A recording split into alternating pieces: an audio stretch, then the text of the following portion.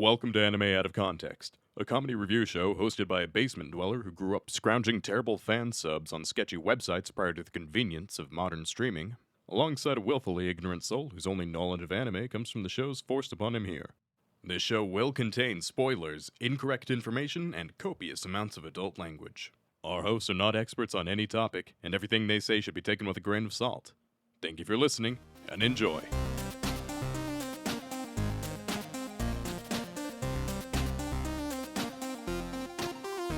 Hello and welcome to Anime Out of Context, the show where I attempt to explain the sometimes weird, sometimes wonderful, but always hilarious world of anime. And I'm still waiting for Miss Honey to come and adopt me away from this abusive podcast. I'm Sean Rollins. I'm Remington Chase. Okay, Remington. That's not a good start. Well, I'm sorry, is this an intervention? Yes. We start... You're sitting me down for the talk? What's going on here? Remington, your mother and I have been very concerned. Oh, wait, that's actually a little bit weird because apparently your mother does listen to the podcast. That's true, yeah. That is a bit strange. I don't know if I can continue with this bit with that knowledge in my mind. But no, Remington, today's gonna be a bit interesting, to say the least. Okay, well, we're less than a minute in, and you've started an intervention and used the word interesting, so sounds like I am fucked. I don't know, man. It depends on what your definition of fucked is. It seems like I'm gonna be pretty fucked. It could mean so many different things. Don't you want to elaborate a little bit? Get a little more detail into how you might be, fucked, as it were? I believe that the people would agree, it is self-evident. It's a self-evident fucking. It is a self-evident truth that where I stand upon this podcast, with the knowledge that it's been already provided unto me within these mere minutes, that I'm fucked. We hold these truths to be self-evident that Sean is a bit of a dick. Ooh. Attacking me directly, huh? Ooh. With your, I mean, at least when it comes to this podcast, yeah. Yes. What if this is all a great big bamboozle, Rem? Have you considered the fact that I'm doing this just to kind of mislead you? That would also make you a dick. So you're telling me no matter what I do, I'm going to be forever branded as a dick? At this stage, yeah. Well, you never know, Rem. Maybe I could be setting you up for something truly wonderful and special. You ever consider that? Oh, okay. What's this super special thing you got for me? Well, the real question is, Rem, is how do you feel about orbs? Orbs? Orbs. I believe that they can be enchanting and entrancing. Is that what you tell your girlfriend, Rem?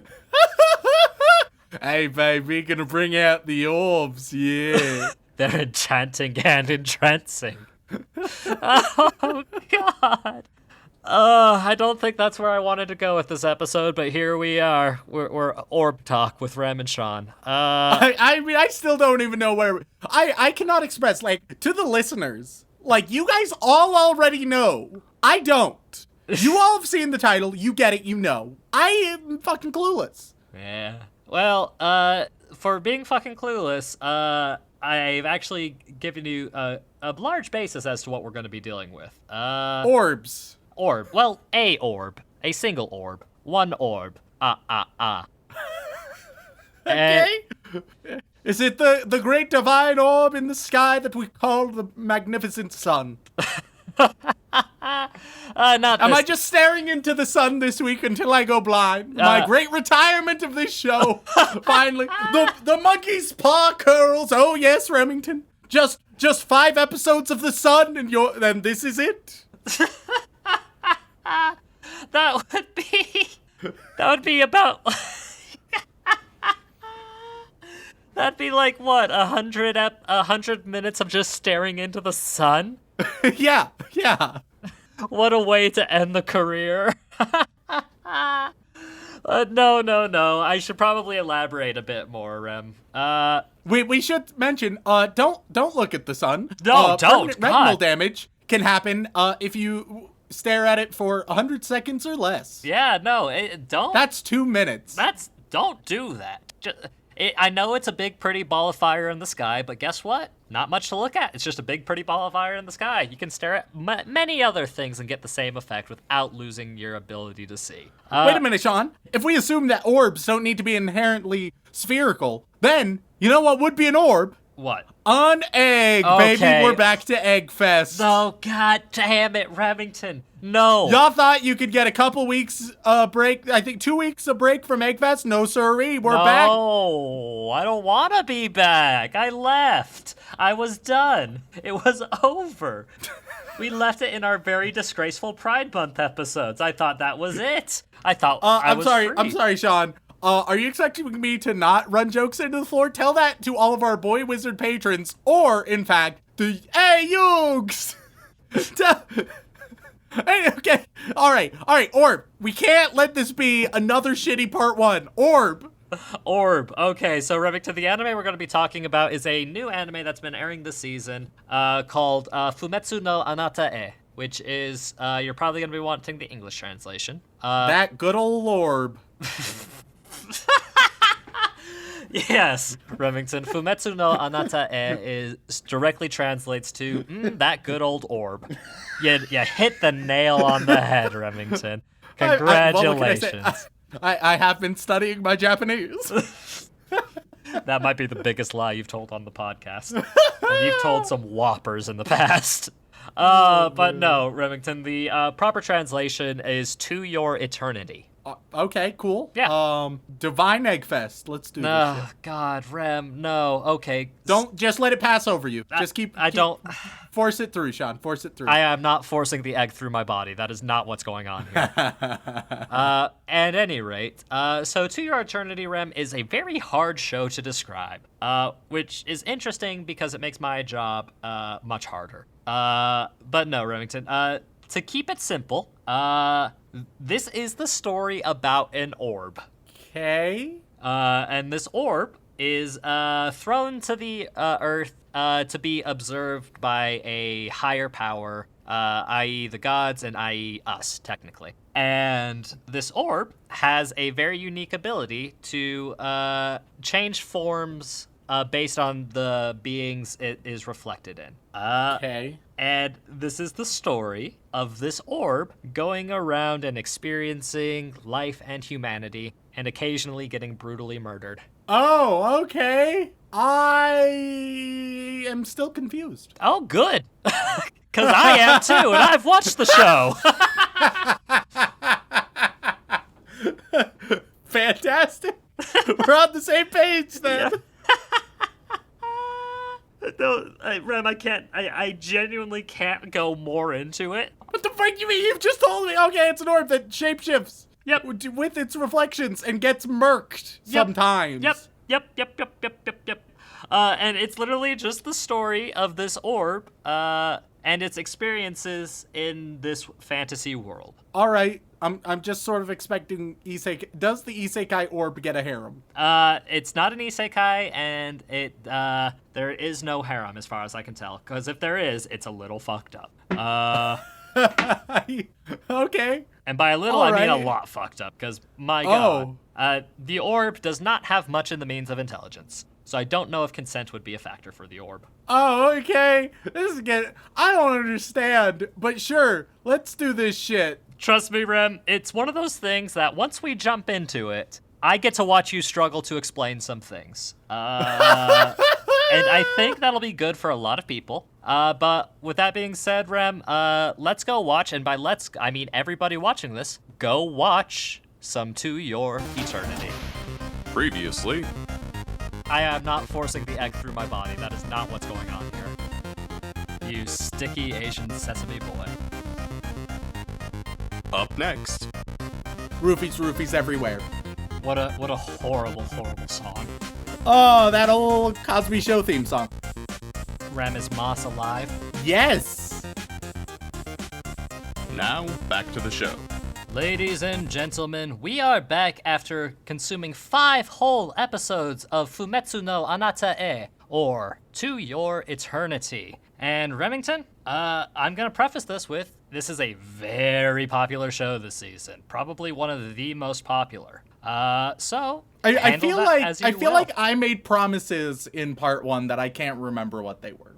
Did I promise I would make sense of what was going on? I think you promised to try and make sense of the orb, but I genuinely cannot remember because I am like watching this show emotionally drained me the first time around. So we'll have to see where you lie. Where does Remington stand? See if you Cool. can live up to your promises that you have completely forgotten about. So Remington, to your eternity, what do you think? One thing you can say for sure, boy oh boy, there's an orb. Yes, there is, Remington. It's an orb for about a minute. Yup. So let me say this, all right? I'm giving this show a thumbs up. I want Okay. that to be known. All right, here it comes. Okay. However, Let's see, there's where's the going to be pitchfork? a lot of things that I say that, given its popularity, would indicate otherwise. So I just want to clarify, I enjoyed it. I'm getting some flashbacks here. There's a certain this tastes very KyoAni to me, Rem. This opinion you're about to share. All right, listen, Sean. I ain't gonna bury the lead. It's got weird water. All right, there's some weird water in this show. You're damn right there is. And now the problem is, due to this meme, anytime there's weird water, two things happen. One, you're damn right I notice it because of the fucking meme that we've created on the podcast. And two, I have to notify people because if there's like a single person out there who was like, I sort of thought the water was weird and I don't mention it, they're gonna be like, what the fuck? So it's like a contractual obligation at this point. The water's a bit weird. And the weird thing is, Remington, Only in one scene though. In one scene the water is weird. Then it goes to being normal, fine water in all of the other scenes. What the fuck? 90% of the water is fine and normal, but then in one scene it's some weird CGI bullshit. I don't understand. Well, budgets are complex, Remington. But okay, water's a bit weird. That's the assessment. Did you ever think that your opinions on animated water would be part of your legacy? Oh man. Hey, but for every bit of animated water that's part of my legacy, there's also every bit of inappropriate Joey Wheeler that's a part of my legacy, so I you know, see. it's not all bad. It's not all bad. Thank God Inappropriate Joey Wheeler did not come out during one of our collabos. That would have been a disaster. God, it was so tempting. Nonetheless, so we open up with some exposition about the divine orb that became a rock and some moss and then a dying wolf. And as it becomes the now dead wolf, it returns to a boy in this tundra. And the boy is very happy, and we just ignore how fucked up it is that the boy is so happy to have his dog back, but it's not his dog. Don't worry about it. It's pretty fucking dark. And, like, the boy knows that the dog is acting differently, which sort of adds to it. It's sort of fucked up. But don't worry about it. Oh, we should also say, from this point on, heavy spoilers.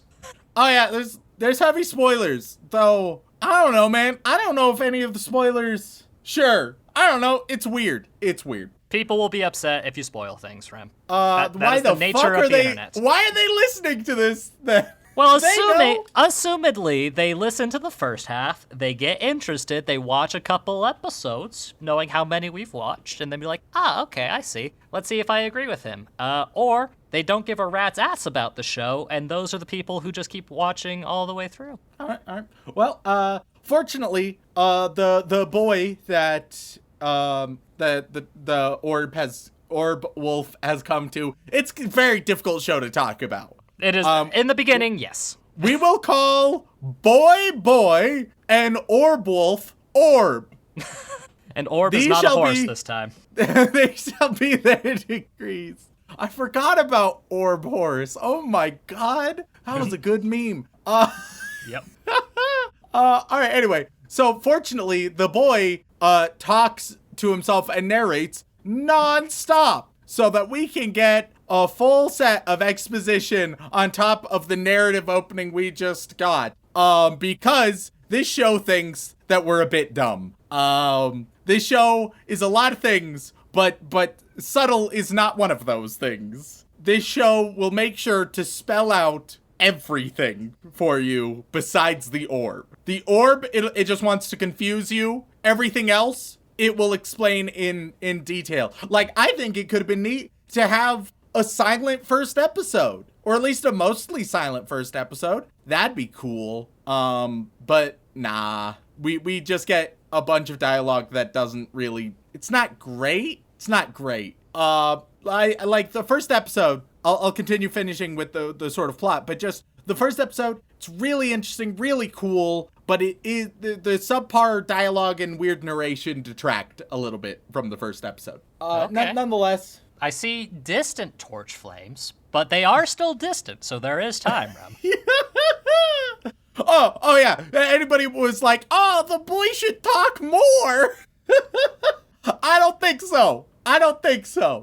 So the boy, his whole little village, they've died / trekked on past the snow. Apparently, the boy's like, I'm gonna do it.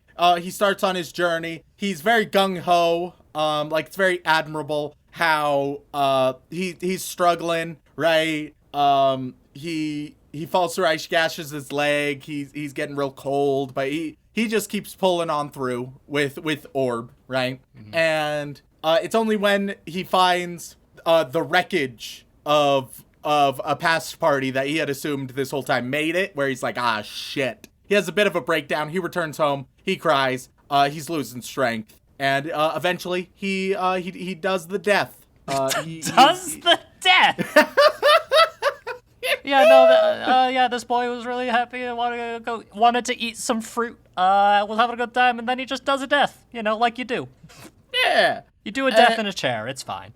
and Orb is like, fuck yeah, new body. So Orb becomes boy. Orb becomes boy. Orb becomes boy. Boy goes to heaven. Yeah. Either that or some kind of spiritual purgatory. It's hard to tell. He's at the point he's with all of his dead family, so it's fine. They are also just kind of a faceless crowd, so it's a little hard to tell. Yeah, it's a little bit weird. It could be a nightmare hellscape depending on your interpretation, but they seem happy, so. The boy's not too smart, so I'm sure he's happy. But yeah, first episode, I really love the concept in the opening, and it's very different. There's so much talking. So much unnecessary dialogue, and they were so repetitive with their dialogue. Jesus fuck. Like, I think strip out 90% of the dialogue and narration in episode 1, and it becomes so much better. Like, you could have had something, like right now it's a good first episode, but it could have been something special, Sean? It could have been... Okay, see, now the porches are getting closer. I'm talking about how high the potential was and how it was sort of squandered when instead of just letting your very good storytelling exist, you feel the need to bang the audience over the head with it and be like, but is it good though? Could you double check? Is it good? Does it make sense? I'm really pleased with it, so I want to make sure it makes sense. It's like, yeah, no, yeah, it's good, dude. You're fine. You're fine. All right, so this is the part where I tell you who wrote this story. Because it was Reki all along. Reki! I knew it. No. Reki has not improved that much, unfortunately. He has improved. Hell of a twist. He has improved. Not that much. Not enough to make a genre jump like this. No. The author of this series is a Yoshitoki Oima, or Oima. I forget how to pronounce it exactly. Sure. You don't recognize the name. That's fine. Not at all. You recognize their other really, really big story. Okay. Which is probably going to have the same fan base pissed at you. Oh, okay, perfect. Because she also wrote Silent Voice. So... Oh, it doesn't surprise me in the least. There was a comparison to make later, so... Mm-hmm. Yeah, alright. No, my comparison to make later, it's so much easier now. Yeah, so this show, good old Eternity Orb, whatever the show's called. To your eternity. To your eternity. It's 3 fucking words in English, Rem. I didn't even have to throw any weird Japanese at you. I just said the Japanese title to kind of flex some of my pronunciation improvements. So, and now's as good a time as any to sort of give my general thesis statement before we move into the other 4 episodes. I think the show, it's good. It has such a great, like, mythological feel that you don't get almost like many other places, which is really neat and interesting. It feels very much like a book of fables and stories and myths, and I love that quality of it. I love the ideas presented. I love the stories told. That being said, I think that it lacks subtlety and nuance, and that everything is black and white, and you shall not see any gray within these walls. Which, you know, I was gonna make a comparison earlier, but now it just fits very well. It matches up very similarly to a lot of my feelings with Silent Voice. Similarly, I think that To Your Eternity, very emotionally resonant, right? But I would have liked a bit more depth in a lot of the moments and characters. So now they're definitely charging. Oh, they were gonna charge, like, I literally have Silent Voice written down. So, the comparison was gonna be made. I knew it was, which is why I told you the author now, just to save you a little bit of. As with Silent Voice, I gave Silent Voice a thumbs up. I don't know if y'all remember, because y'all were busy getting mad at me. I gave it a thumbs up. Yeah, but you also said a lot of really mean things about it. And people only hear the mean things. All right, so this could just be recency bias, but right now, I think that To Your Eternity is better than Silent Voice. So, in my opinion, I think I liked it more. Though it's been a while since we did Silent Voice, so, you know, could be recency bias. And this is also a show versus a film, so the show can take things a bit slower. Yeah, which I really enjoyed. All right, so... Because there's a lot of things cut out of the Silent Voice film versus the manga, so... yeah, but I like this general idea, and it seems like they're going in this way, of this orb visiting different communities, different people, learning different lessons from them, learning humanity from them, each of these communities going through their own difficult struggles and tribulations, right? While we explore the world. I think it has felt the need to explain too much about the world, where I think that it could have leaned more into, like, Stranger in a Strange Land, make us feel like there's more world than we're seeing. Just right? without the weird sex cult thing at the end? Yeah.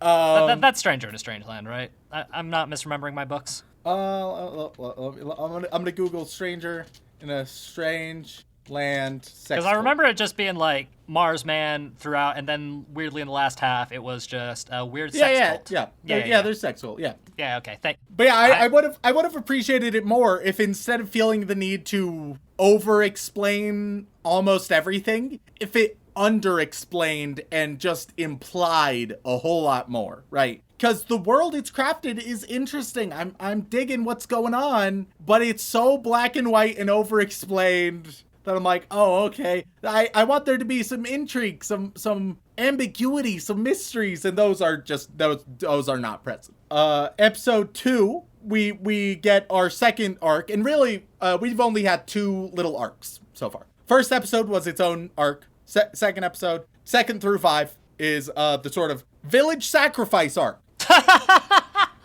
Such a heavy title for such a, sad little story. It's Let's Murk This Bitch arc, where bitch is a cute little girl. And so we open every episode with some narration and flashback, blah, blah, blah. I've had my grievances about that, but at least they don't narrate beyond that too much, which I appreciate. They're still like exposition and flashback beyond that, but... You can also skip the first couple minutes of every episode and not miss anything. You're fine. Yeah. The shonen skip applies here weirdly, which it's not a shonen, but the shonen skip does apply. Yep. So, Orb has just been trekking through the snow, through the valleys, eventually comes to a forest.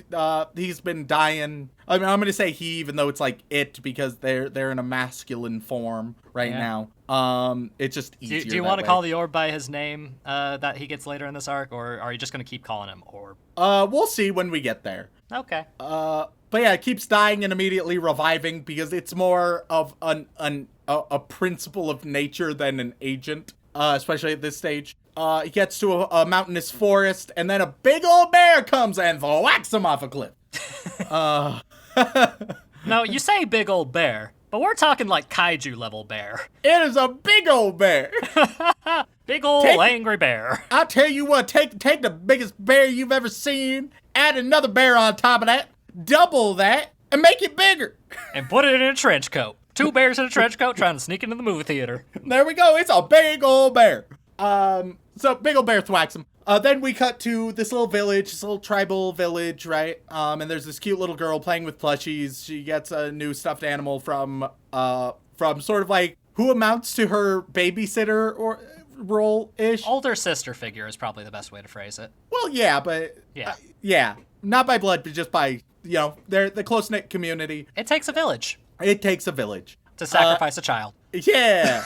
That would be March is the kid and Perona is the sister character. I'll be honest, I think Perona was maybe said once. So I have her written down as Sissy every time because that is what she is called always by March. So I'm only going to remember Sissy, and that's what I'll be calling her.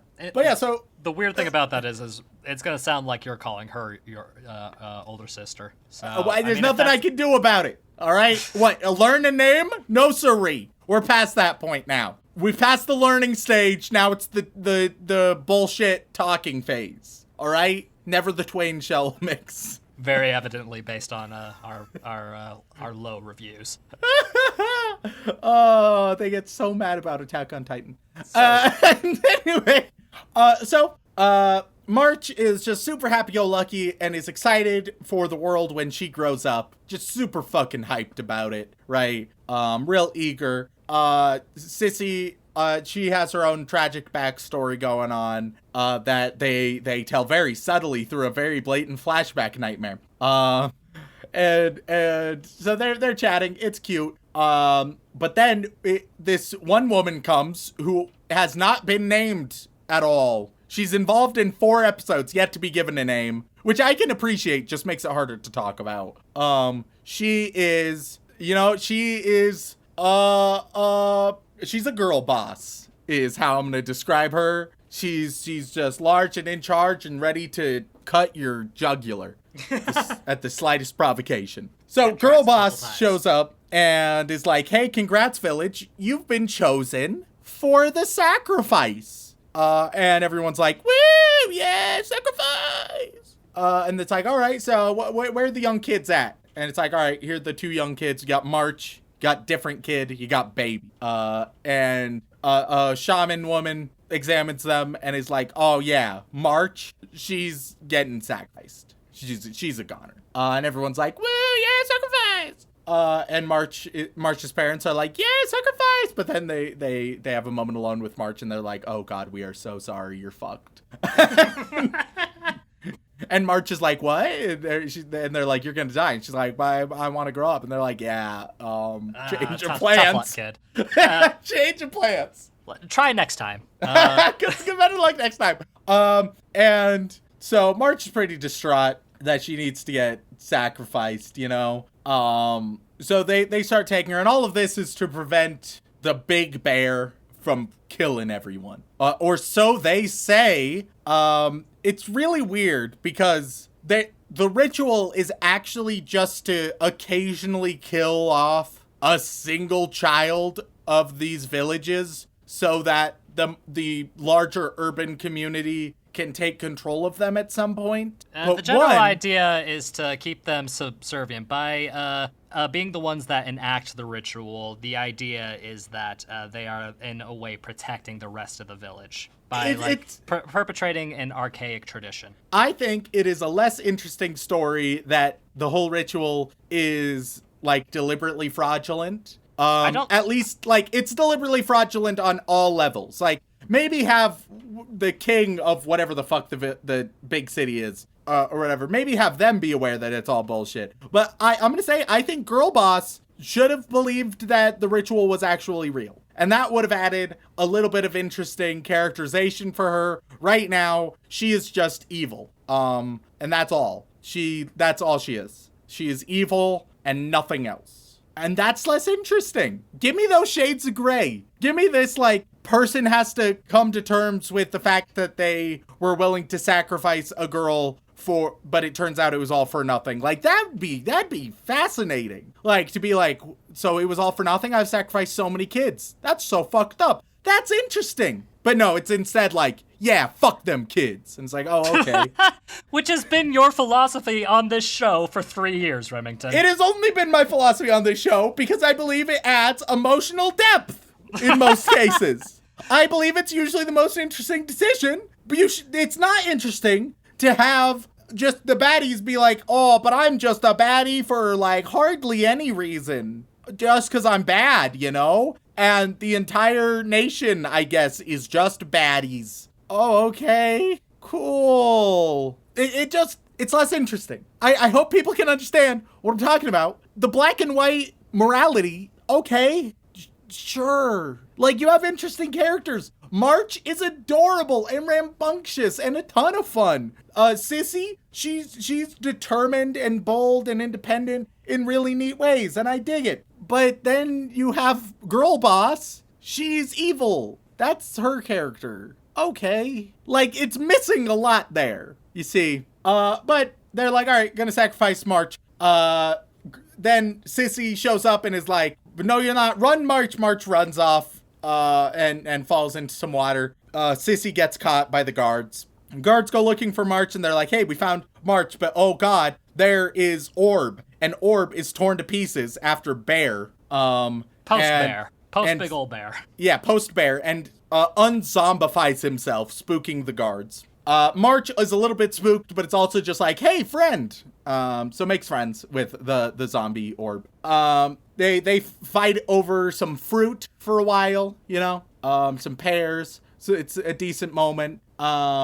Before eventually March is like, I need to go back and do it so that like my little sister or my friend don't die. So she goes, she turns herself back in, essentially, right? And that is also, Girl Boss, I haven't mentioned this, but she has the weirdest fucking outfit I've ever seen in my goddamn life.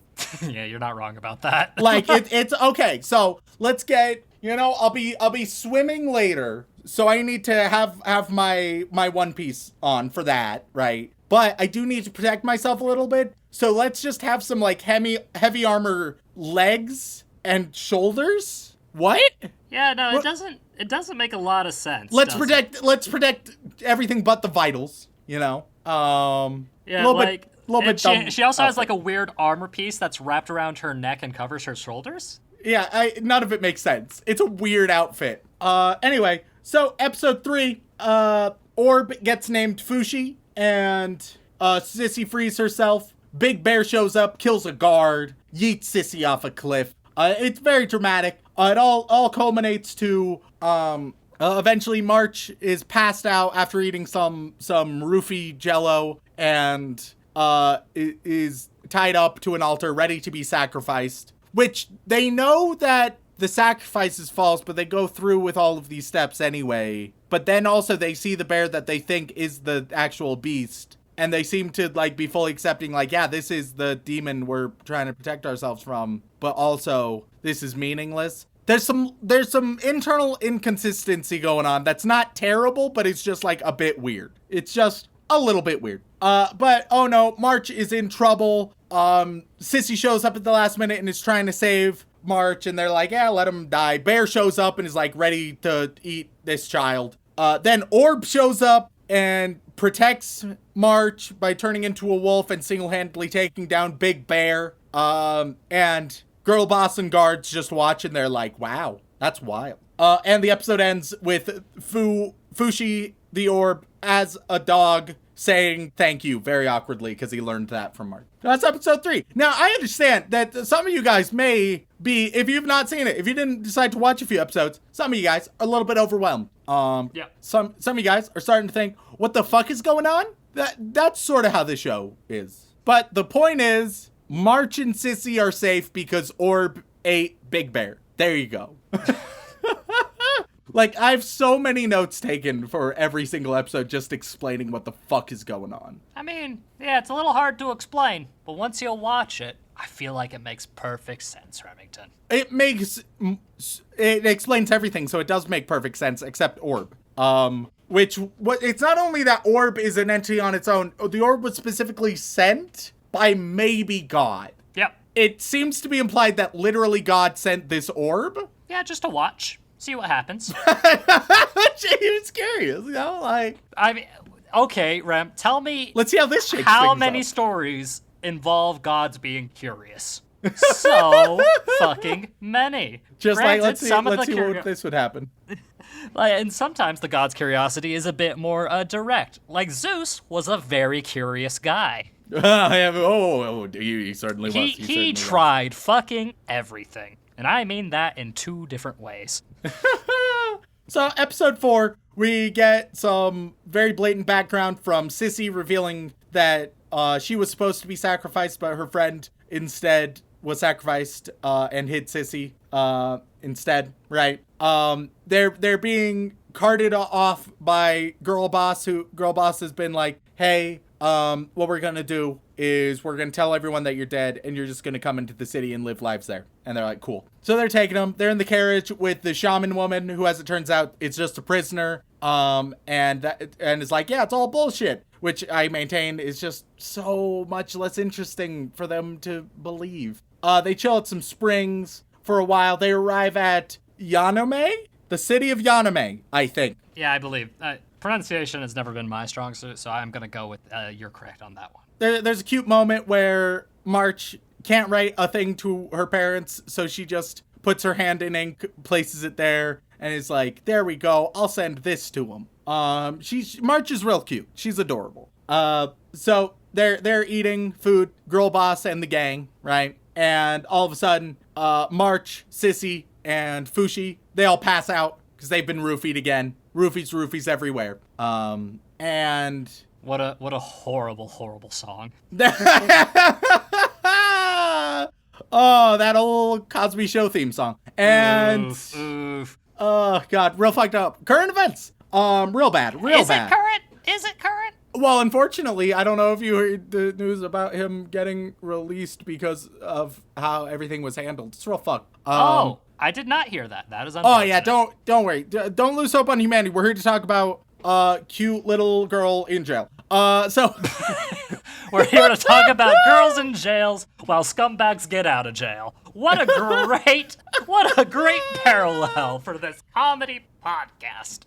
So they're stuck in a dungeon. They try to kill Fushi, the orb boy, for a while. They fail. Doesn't work out. Sissy plans a way to escape. Eventually, she sort of succeeds, but then falls into a storage house, and a pervy guard catches Sissy and is like, hey. And then she just, like, murks a bitch and disguises herself as him. Because she's super adept at combat, except for bows and arrows. Hey, she does She's bad at bows and arrows, except for one time where she is literally the single best ever at bows and arrows that anyone could ever imagine, ever. We'll get to that moment. It's a little dumb. I get it. It's a little dumb. So the big bear has been carted into the dungeon as well and officially dies after being taken care of by March a little bit. And Sissy eventually saves March and Fushi. There we go. And then episode 5, here we go. Episode 5, Sissy wants to cut out the eyes of the dead big bear so that she can bring them to the town and be like, hey, don't sacrifice, we killed it, right? But March is like, don't do that. And Sissy's like, I'll give you a fluffy puffy if I can tear out this motherfucker's eyes. And March is like, no, don't. And Sissy's like, all right. But, like, Sissy is right, though. Yeah, no. Like, they present it as if, like, oh, but March, yeah, she makes a really good point. But it's like, no, I mean, it's already dead. Take its eyeballs so that more kids don't die. And, like, it ends up working out in the end. But you couldn't know that. Like, I'm sorry, kiddo. I know you're uncomfortable with it, but, like, this is to stop kids from dying. It's like, it's like, all right, yeah, I understand. You don't want to be on Fear Factor, all right? However, if you're on Fear Factor, you will stop a genocide. So maybe eat the worms. I know you're uncomfortable with it, but like maybe it's the obviously right thing to do. Also, that was really kind of a fucked up show, wasn't it? A little bit, yeah. Yeah, like, there's a lot going on in that show that not super ethical. Or as we call it, Joe Rogan's golden years. Oof. Oh, God. All right, so they stop Sissy from doing that. They escape with the shaman prisoner old woman as well. I'm pretty sure it's the same woman. It is. Yeah, cool. Just making sure. They could have just, like, used the same assets. Yeah, no, But cool. I believe her name is Pioran, or Pioran. I couldn't tell you how to pronounce it. Thought that was the name of Sissy. No, that was Perona. What the fuck? My Perona, yeah. I'm so glad I don't know either of their names. So, they are on a carriage back, right? March prepares a joke meal for Sissy. It's real cute. Eventually they're found by Girl Boss and some guards, and they're attacked. March decides to, at one point, sacrifice herself and jump in front of an arrow to protect Sissy. Fushi is pissed about that, turns into Big Bear, and murks some motherfuckers. Also, I don't know when it happened, but at some point they transitioned from being in a forest to being in the middle of town, and I'm not sure when that happened exactly. It was, they were in the, keep, and then they, traveled through the forest, through the town to get back to the direction of the village. Because they went from the village, through the big wilderness, to the town, and then from the town where they were drugged to the, big keep with, like, all right, maybe I was writing a note at the time, yeah. But for me, it was like, I only noticed when there was a bear rampaging into town all of a sudden, and I was like, oh, okay, we're in town. Yeah. It was a little bit abrupt for me, but I acknowledge it could have just been me. March, fucking dies, cause she got arrowed in her side. So Sissy tries to save her, does not work. Yeah, little kids and arrows do not mix. Yeah. So well, Bear they do goes mix, on, but it's a very permanent mixture. Bear goes on rampage. Sissy, takes March, stops Fushi from going on the rampage, and then decides that it looks like she's gonna kill Girl Boss, who's been fucked up, mostly off screen, by Big Bear Fushi. But instead of killing Girl Boss, Sissy's like, it's time to kill myself. But then Fushi / the spirit of March stop Sissy from doing that. And Fushi and Sissy, they go back to the village, right? And they're like, hey, stop sacrifices. Here's the letter from your daughter. She's fucking dead. And March has her little heaven-ish moment that ends sad, because it's like she grows up in heaven spirit world, but then realizes that it's not real, and that's pretty fucked. Yeah. But then we mentioned the purgatory thing earlier, didn't we? Yeah. And then it seems as though March will continue adventuring with the orb, I guess? Because Sure. the orb takes her form. Oh. Because remember, the rules of the orb, we never mentioned it before, but the orb, in order for the orb to take a new form, it has to not be alive any longer. Well, what about that moss, though? Rem, is moss alive? Yes. Did it actually become the moss, or did it just grow the moss? I honestly cannot remember. It became the moss. I found a plot hole, and I'm not willing to let go. Hold on. Send me your hyper pedantic emails correcting me about moss at animeoutofcontext@gmail.com. Nonetheless, they notice that Girl Boss and guards are on the prowl looking for the Fushi Orb boy creature, and for some reason they're like, all right, you gotta run, they're coming after you. And then they notice that Girl Boss has found Fushi, right? And it's like lining up an arrow shot. So Sissy does a 360 no scope from a billion miles away to save Fushi from being struck by an arrow. But also, it wouldn't have mattered if they were struck by an arrow. The idea was that if she can temporarily kill him, it'll give him time to catch up. Is the idea. That's the idea. But like Fushi was being torn apart by Big Bear. Yes. And was fine. Yes. Despite being torn apart like 10 times per second. Yes. So, and he was like immediately recovering every time. So it seems like it built up for this like big old moment, but it just felt like it didn't really matter though. Cause like, oh no, got shot by an arrow. Moving on. I don't understand.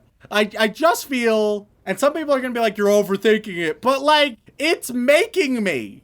Once again, show is good. I do not think the show is as smart as I would like it to be, or as nuanced or in depth, which does not mean that it's stupid. It just means that it is much simpler than I think would work best for this idea. Well, I hear a knock at the door, Remington.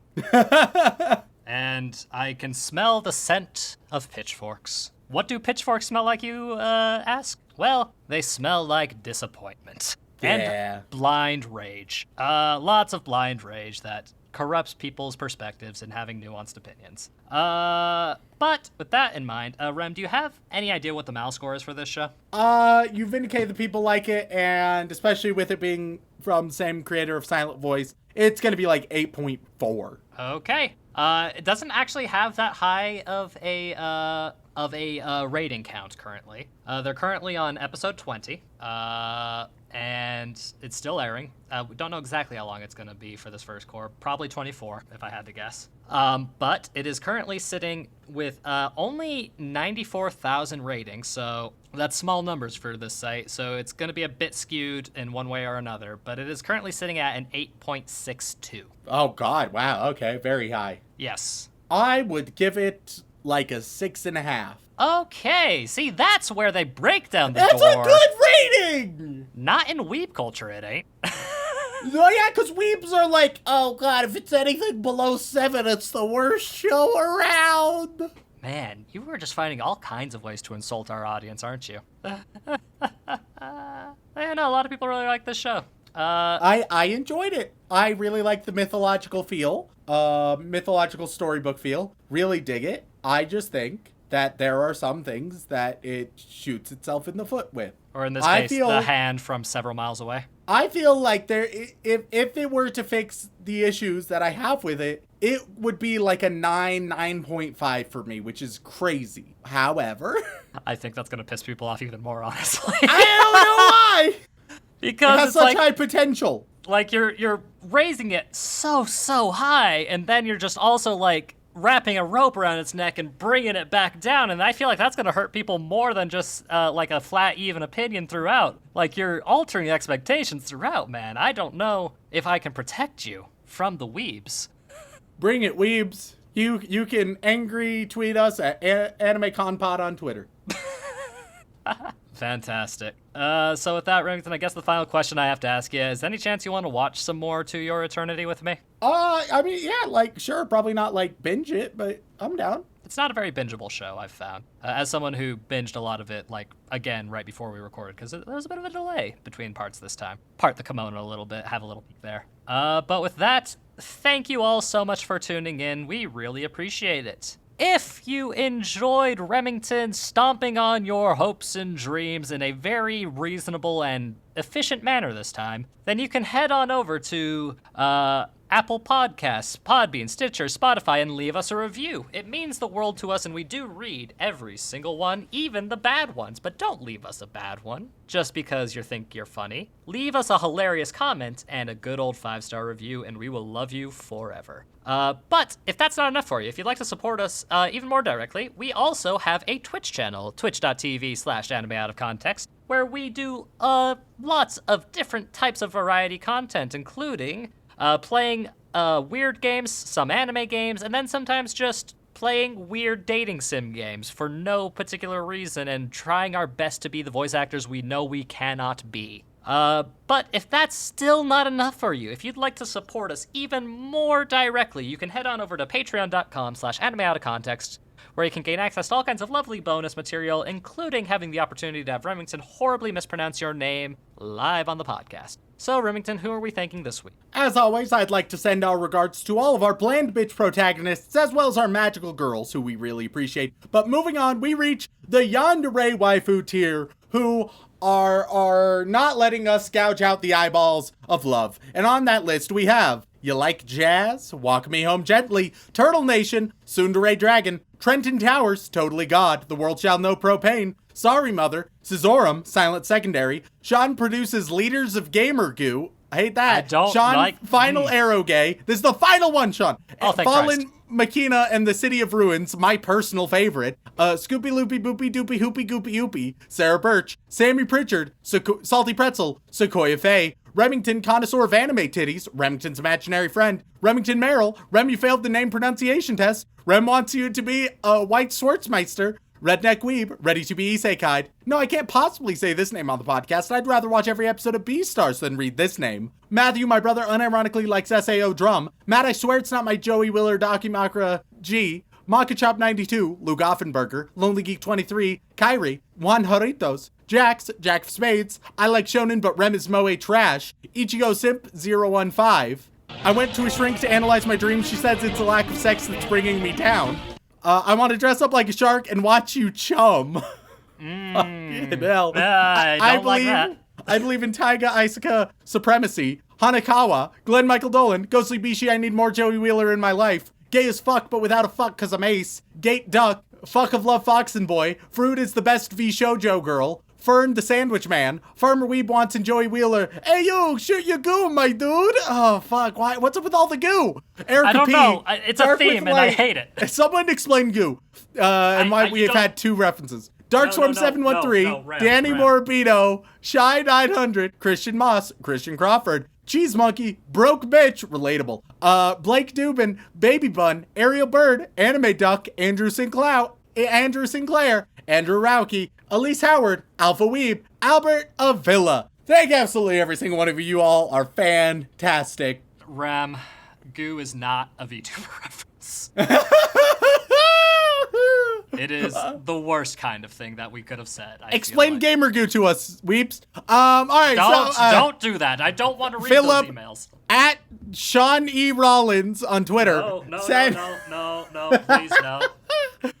Moving on, we reach the boy wizard tier hanging out at Hogwarts. And you know, since we're feeling divine this week, absolutely divine and godly with our orb, we are doing Bible verses that are about Harry Potter according to openbible.info. Oh my Christ, when is it gonna end? These barrel shavings are What going barrel? great. The barrel is gone. You are scraping the metaphorical orb of this concept of this Patreon tier. There's a very good chance that patron tiers will be reworked in the near future, but we'll figure it out. But anyway, moving on, we start with Wolf. Wolf, you get 1 Timothy 4:7. Have nothing to do with irreverent, silly myths. Rather, train yourself for godliness. Fitting, especially for this week. Rare Country Roads is the best Ghibli movie. Fight Me, Kumiko. You get Revelation 9:21. Nor did they repent of their murders or their sorceries or their sexual immorality or their thefts. Which, you know, I feel like not all of those things can be equated that easily, No, but whatever. Like, if I can do sorcery, I don't want to be like convicted of it. I want to be, hey, cool, I'm a rad sorcerer. That means my charisma stat is good. Sean, we have so many. We cannot have this That's much fair. interlude. I don't get me wrong, love the banter. We simply do not have the time. Fine, We fine. already feel like fucking 15 minutes of patron nonsense every week because we have on. too many gracious people and I'm bad. Pilkster, the Symphogear advocate, you get Leviticus 19:31. Do not turn to mediums or necromancers. Do not seek them out, and so make yourselves unclean by them. I am the Lord your God. Then we get MT the Poet. you are going to get, oh god, there's so many that are so long. Leviticus 26, if a person turns to mediums and necromancers, whoring after them, I will set my face against that person and will cut him off from among his people. Miguel De Leon, you're going to get 1 Corinthians 13:11. When I was a child, I spoke like a child, I thought like a child, I reasoned like a child. When I became a man, I gave up childish ways. Give up that Harry Potter. Kirigiri is the best girl, and Remington needs to know this. You are going to get Micah 5:12, and I will cut off sorceries from your hand, and you shall have no more tellers of fortune. Kazumurako, you are going to get, oh god, they're all so long. You're gonna get Galatians 5:20. Shot yourself in the foot with this one, Rem. Idolatry, sorcery, enmity, strife, jealousy, fits of anger, rivalries, dissensions, divisions. That's it. That's the whole verse. Justin Kessinger, you are going to get Acts 19:19, and a number of those who had practiced magic arts brought their books together and burned them in the sight of all, and they counted the value of them and found it came to 50,000 pieces of silver. I live in Ogden, yes, that one. You are going to get Exodus 22:18, you shall not permit a sorceress to live. I call Bone Druid Daddy, you get Exodus 7:22, but the magicians of Egypt did the same by their secret arts. So Pharaoh's heart remained hardened, and he would not listen to them as the Lord had said. Hinata is a ball of sunshine. You get 1 Peter 5:8, be sober-minded, be watchful. Your adversary, the devil, prowls around like a roaring lion, seeking someone to devour. And Enrique Perez Torres, you're gonna get 2 Corinthians 11:14. And no wonder, for even Satan disguises himself as an angel of light. You know, Harry Potter disguising itself as an angel of light. We all understand that. It makes perfect sense. This was still about Harry Potter. DJ Hires, you get Daniel 2:27. Daniel answered the king and said, no wise men, enchanters, magicians, or astrologers can show to the king the mystery that the king has asked. Dedicated sadist, you are going to get, but solid is the foot of the mature, for those who have their powers of discernment trained by constant practice to distinguish good from evil. Declan Zahariah, you are going to get Hebrews 4:15, for we do not have a high priest who is unable to sympathize with our weaknesses, but one who in every respect has been tempted as we are, yet without sin. Zach, oh, that's it. Hey, there we go. Oh, fuck. Fucking hell. I'm just... You know, out of context, those sound really awful. Yeah. Moving on, we reached the Shoving a Musco tier. Ignore what's in the news about it lately. The patients are still great. On this, everyone's gonna get their own world's biggest orb. Zachary Shirley has opened all 8 inner gates and 7 heavenly breaths unless there's a revisit to Haikyuu. You get the biggest barbed wire ball down in Texas, which weighs 21,000 pounds and is almost 12 feet in diameter. Jesus. I know, that's rough. Silicon Spectre, you get the world's largest rubber band ball, which is 4,000 pounds and 5.5 feet high. Which, you know, that's pretty wild. All rubber bands all the time. Raftalia is my anime waifu. You are going to get the world's largest popcorn ball. Delicious. It is, all right, so it's 900 pounds of popcorn, 1,500 pounds of sugar, 700 pounds of syrup. Jesus. For a total of around 3,100 pounds. Good God. That's a lot. That's a lot of popcorn. I wonder how many Peter calories. Maciel, you are going to get the big ball of twine, nearly 18,000 pounds. I'm sorry, almost 9 tons. It is 40 feet of twine that's ready to fuck you up. Last but not least, my dear old mother, who's getting the world's largest ball of paint, which has 20,000 coats on it, is 40 pounds. But, you know, like, for what it is, that's still very impressive. Also, apparently, it is in Alexandria, Indiana, which, according to Mental Floss, also has the world's largest hairball. So... okay. Fantastic. So thank you guys so much. If you want to reach out, whether it's for a comment, question, feedback, or recommendation, you can tweet us at AnimeConPod on Twitter or send an email over to animeoutofcontext@gmail.com. Once again, guys, thank you all so much for tuning in. We love and appreciate you very much. And as always, don't fuck your sister.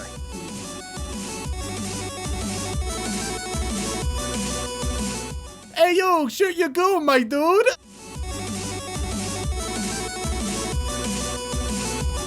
I am forcing the egg through my body. That is what's going on here. We hold these truths to be self-evident. We hold Sean Sadiq